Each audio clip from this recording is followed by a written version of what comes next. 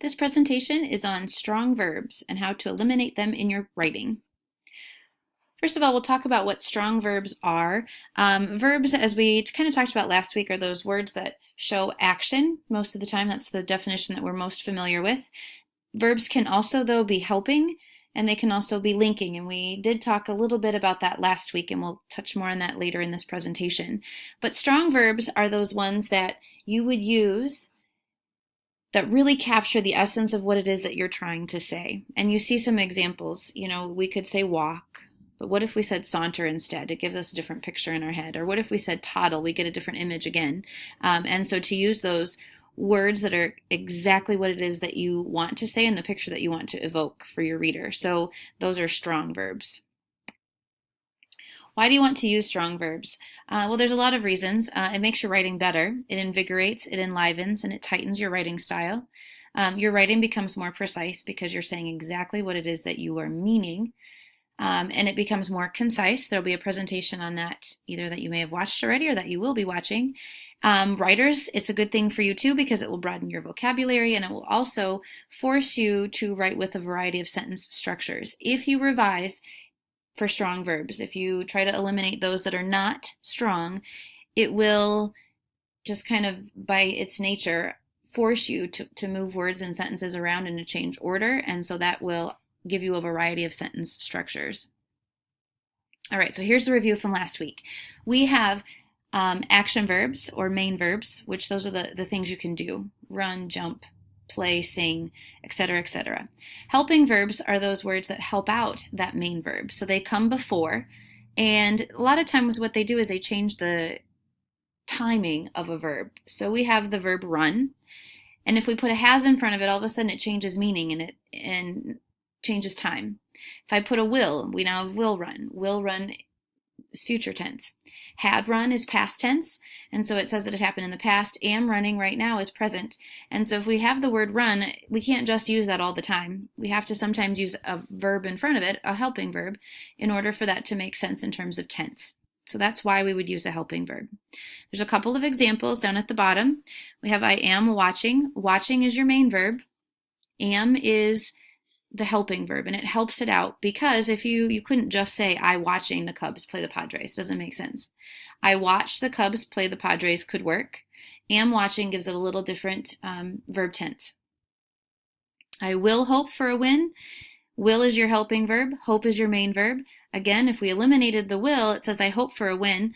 That makes sense, but will hope again just gives it a little different tense. The third one, says, I have not attended many games at Wrigley Field. Here it's tricky. We have the word attended, which is our main verb, and we have the word have, which is a helping verb. Not doesn't have an action here. So we have attended, and so have is your helping verb, attended is your main verb.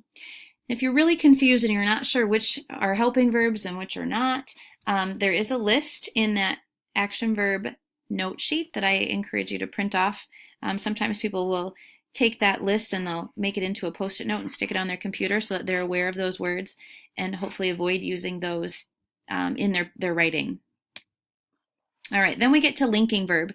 And a linking verb is a verb that has to exist. They're words that are there and they are absolutely necessary at times. Other times they become overused and they can tend to deaden your style. And so if at all possible, we want to revise these linking verbs out of your sentences. And what a linking verb is it's almost the same list as the helping verbs. So they kind of have a dual purpose. Some could be helping, some could be linking, depending on how they're used in a sentence. They're linking verbs when they're used all by themselves. So if you look at our examples, we have is, and is running would be used as a helping verb. Here, though, we have is, and there's no main verb after it. It's used all by itself, and so therefore it's a linking verb. The second example, we have the word looks. Looks is a different type of linking verb, but it's linking nonetheless. And so that is just used as a linking verb, and we won't talk much more about that today. The third example says his father was the principal. Again, we have the word was. Can be a helping verb if a main verb follows it, but there's no verb behind it, so here it's used as a linking verb. When it's used all by itself, it's linking, and these are the ones that we want to avoid if at all possible. So when you're revising, you want to look for those linking verbs, the ones that are used all by themselves, and you want to substitute them with something that's better.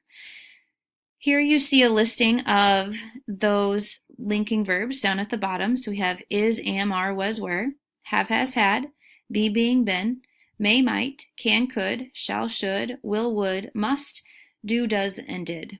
So those are words that you want to avoid if they're used by themselves. Again, if they're used with a main verb, they're okay. You just have to be careful when they're used by themselves. Here are a couple of examples of these weak verbs or these linking verbs used by themselves. So number one, Stacy does her studying on the desk. We could revise that to say that Stacy studies on the deck. Arnold does the mouse hunting in his kitchen. Here, does is a linking verb. It's all by itself. You can change that to say Arnold hunts mice in his kitchen. Using the words have, and has, we have a monthly gathering. Instead of the word have, which is linking here, we can say we gather monthly for the purpose of conversing in French. The next example, Donna B. had a great influence on my teaching. Had here is a linking verb used all by itself. We can revise that to say Donna B. influenced my teaching. Using the verb be, there's a lot of forms of be. We can change Jim is a pianist and golfer to Jim plays piano and golfs. Jim has been a composition teacher. Has and been are weak verbs used all by themselves. And so we could say Jim has taught. Notice there I'm using it as a helping verb. So has and taught. Or Jim teaches composition or has been teaching composition for 36 years. And so if I'm using it as a helping verb, it's fine. It's when it's used all by itself that it becomes an issue. All right, here is another, some more examples. The first sentence we have as a linking verb. So we have I have, big dreams used all by itself, bad. Have graded is okay. I have a helping verb and I have a main verb. Here I have, it's okay also, I have a helping verb and I have a main verb. There happens to be an adverb in between, and that happens sometimes, but our verb is essentially have wanted. All right, some other examples. The first one is used as a weak verb. So Wally did his assignment. His and assignment are not main verbs, so this one is all by itself, so it's weak. Wally did study. Here we have a helping verb and a main verb. Wilfred has 5 classes, has being all by itself, so it's a weak verb. Has earned, has is a helping verb because earned is your main verb. And the last example, Wilma is being a linking verb used all by itself. Is writing is okay because it's a helping verb and a main verb. And these were some of the sentences I think that you may have seen in your book. But here we have Wilmer has not yet finished his essay. Has is a helping verb. Finished being your main verb. So these two words are extra. They're adverbs. He must have been planning. We have a main verb here of planning. Then we have all of these helping verbs, must, have, and been. And that's okay. Sometimes you'll have more than one. So this would be fine. You don't have to revise things like these because you have helping verbs and a main verb. Here we have should have asked. Asked being your main verb. Should and have being helping verbs. Here we have felt. Felt is fine. It's all by itself. We have also approached, and that's okay because those are your main verbs. And then we have do and believe. This is a question, so it's written in a little different way. But we have a helping verb and then a main verb. Now again, if you're thinking, how does she know what these are? How does she know that they're helping or weak? There is a list, and that's in that note sheet handout. And you may want to print that off for easy reference. All right, now here's a couple of examples, and these are it's a difficult task sometimes to get rid of these linking verbs that are used all by themselves, or the weak verbs, we might say. One of the best ways to get rid of them is to use what's called an appositive, and I'll show you an example of that here. So we have Jay Gatsby is the protagonist of a novel in which he is deceitful and cunning in order to win back his first love, Daisy Buchanan. We see the two is verbs. They're weak. There's no main verb following. I can't deceitful and I can't the. So we know that these are bad and they have to be revised. So looking at our revision, we're making this into an appositive by getting rid of the is. So we say Jay Gatsby, comma, the novel's cunning protagonist. So we've gotten rid of the is from up above by deleting these two words, and putting this in commas, setting it off in commas, shows us more about Jay Gatsby. And then he uses deception to win back his first love, Daisy Buchanan, uses getting rid of this is. Here's another revision when Jay Gatsby, comma, the novel's protagonist, uses deception. He wins back his first love, Daisy Buchanan.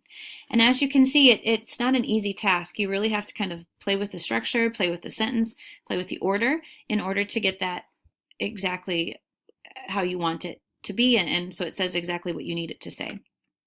All right, so here's some things that you don't want to do. You don't want to replace them with words that are equally weak. So seems is a bad word, appears, exists, proves, and possesses. Those are kind of easy ways to get rid of an is and to stick in one of these words, but it's actually just as bad, so avoid doing that.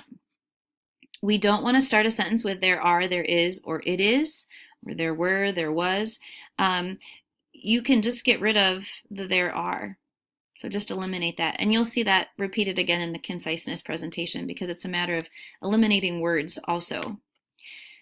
Want to be careful. The ION makes a verb a noun. And so rather than saying it is the company's intention, making this a thing, we can revise that to put it back as a verb. The company intends to give workers a raise. So instead of the is and the ION, get rid of the ION, and then all of a sudden it becomes just a verb. The administration made the decision to drop the athletic program. The administration decided. So we take decision with an ION and drop it to the decided, which makes for a stronger sentence. All right, and again, I will tell you that this is a strategy that takes time. It is not easy. When you go into your paper to revise for action verbs, you can do a control F, a control find, and look for is if you're in present tense, look for was if you're in past tense. See how many you have on a page. Revise as many of them as you can.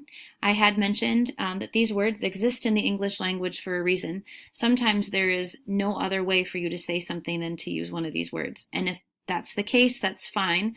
The thing you want to be careful of is if it could be made better, then you need to revise it. It is a strategy that will get better the more you practice, and so I do encourage you to go in and take a look at weak verbs in your narrative essay for this week. It will be part of the rubric, so be aware of that. If you have any questions, as always, shoot me an email or give me a phone call.